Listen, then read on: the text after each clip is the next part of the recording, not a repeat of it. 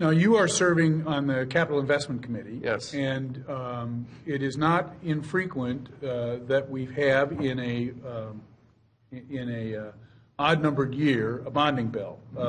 It's frequently a relatively modest bill. There's been some discussion about that. What is the status of any possibility of a bonding bill in 2019? At this point, the technical status is that the House has worked all the way through the process, come to a written thing that is prepared, ready to be put forward and discussed and that sort of thing.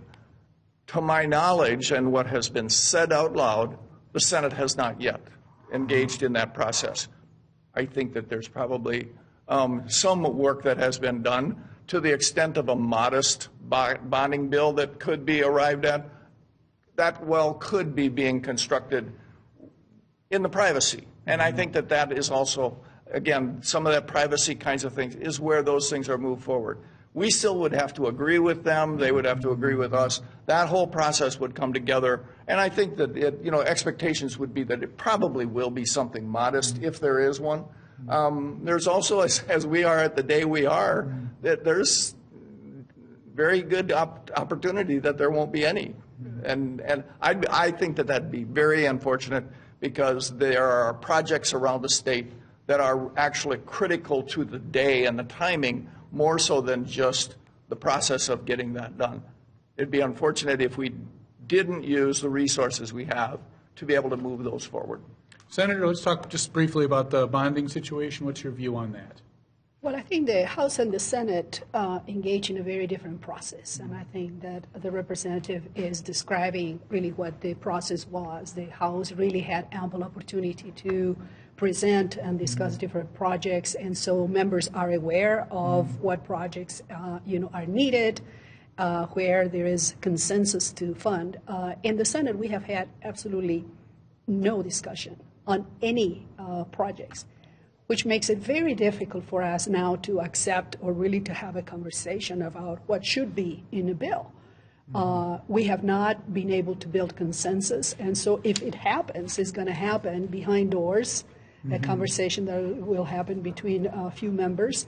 And as you know, they need votes from both caucuses in order to move forward. You need 60% to pass a bonding bill. That is correct. And so it's going to be very difficult, I think, to do it in the Senate. And that has happened really with a lot of the omnibus bills that are before us, where we knew what was coming from the House, and almost 90% of the bills that were heard in the House actually were never heard in the Senate. So now you have conferees who are hearing for the first time the proposals that came before the House because they were never given an opportunity to be heard in the Senate. I think this is really an irresponsible process that keeps the public out of really hearing these ideas, even when we disagree. And I think that has been really my argument with many of the chairs. Even if you disagree, the process of hearing these ideas, and we were moving in the Senate in many of the bills, everything for possible inclusion. And we know that that will be at the discretion of the chair, and 90% probably will not move forward anyway. And so the process of engaging the public on presenting, these bills and making sure that House proposals get heard in the Senate and educate the public, and then having a discussion, to me, is good governance. But we had a process that was incredibly political. It was not about governing. It was not about policy deliberation. It was pure political game to really hear only the bills that were from actually members that represent very difficult areas in the state of Minnesota. So it was an opportunity to showcase the proposals of individuals that we believe, the caucus wants to have reelected. And I don't think that's a good way of governing. Senator Gruenhagen, bonding bill related topics? We normally do a bonding bill in the second year. Okay, we're in the first year of the biennium. And that's probably primarily a funding year for all the different commitments of the government. But we just discussed that in caucus, and we have no intention at this point. We'll have to see what comes out of negotiations. That might be part of the discussion, but we have no no initiation at this point of doing a bonding bill. Now, like the senator said, it has to be bipartisan in both houses because you need 60%. And even though we're in the minority, they need some of our representatives if they are to pass a bonding bill. So it does make us work together. But I'd say there's a more than 50% chance it'll probably be addressed next session versus this one. That's just my call. Again, they're in a cone of silence, and we're not sure what will come out of that. And it might be a bargaining chip that is discussed as far as a final settlement.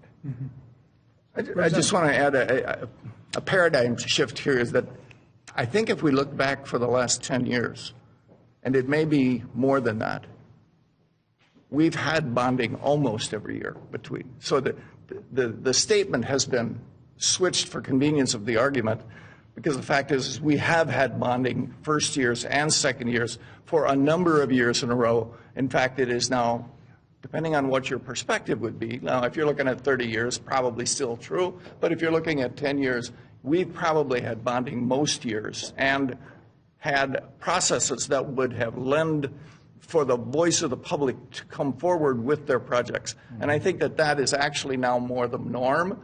And the other way of looking at this is sometimes used as an argument to silence or to quiet those kinds of requests. So I just don't think it's borne out by the practice of the last few years. Well, and I would simply respond to that. We did do a minor bonding bill this year. Remember, right at the beginning of session, we addressed a landfill situation that was critical. Yep. And I can't remember the other project, one or two projects that was in there. So there were some critical needs that we did address in a smaller bonding bill already this year, and I think it pretty much passed bipartisan in both the House and the Senate. In terms of a larger bonding bill, I think we'll have to have a wait and see, and I think there's a significant chance it won't happen this year, but that we'd have a bonding bill next year.